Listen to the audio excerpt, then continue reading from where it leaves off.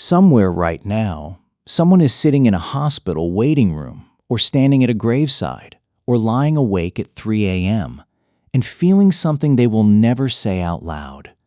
Not just grief, relief. And the moment that feeling arrives, something else arrives with it. Something heavier than the loss itself. The shame of having felt it at all.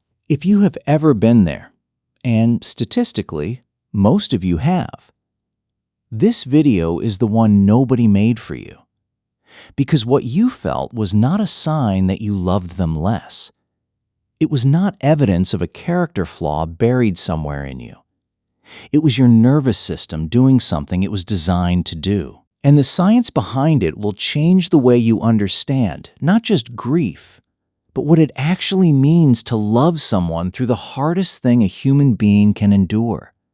Here is what nobody tells you about the moment relief arrives. The research on anticipatory grief shows that the brain begins mourning long before the death occurs.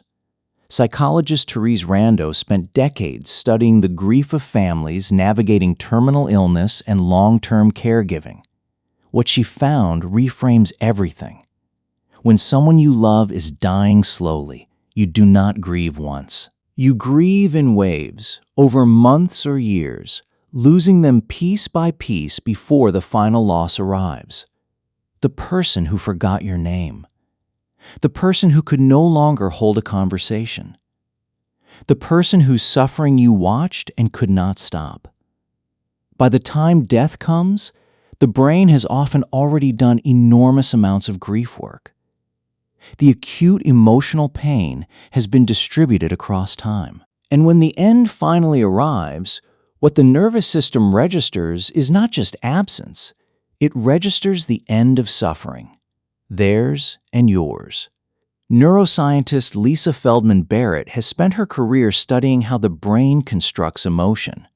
Her research shows that what we call emotions are not things that happen to us. They are predictions the brain makes based on the body's current state and past experience.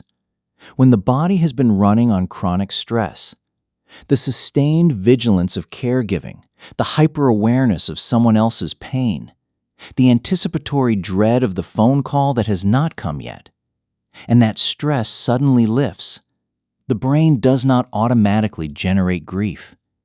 It generates relief first, because relief is what the body's state demands. This is not betrayal.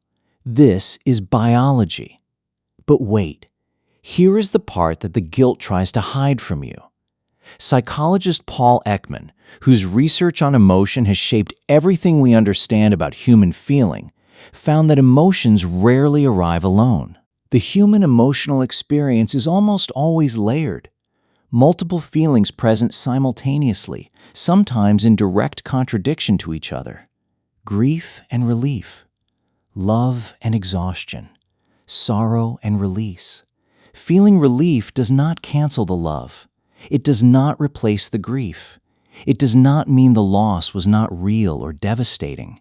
It means you are human. And humans are not built to sustain prolonged suffering, their own or someone else's, without the nervous system eventually reaching for any available exit from the state of alarm. Relief is that exit, and the brain takes it automatically before the conscious mind has a chance to decide whether it is appropriate. The shame that follows is not a moral signal. It is a social one. We live in a culture that has decided grief must look a certain way: silent, aching, continuous. Relief does not fit that template. So the brain, which is exquisitely sensitive to social judgment, attaches shame to the relief the moment it surfaces. But the relief was never wrong. The shame is the misunderstanding. So if you have sat with that feeling, in the quiet after, know this. You did not feel relief because you did not love them enough. You felt relief because you loved them through something almost impossible to survive. And your nervous system, having carried that weight for so long, finally set it down. That is not a flaw. That is what love looks like when it has been taken to its absolute limit.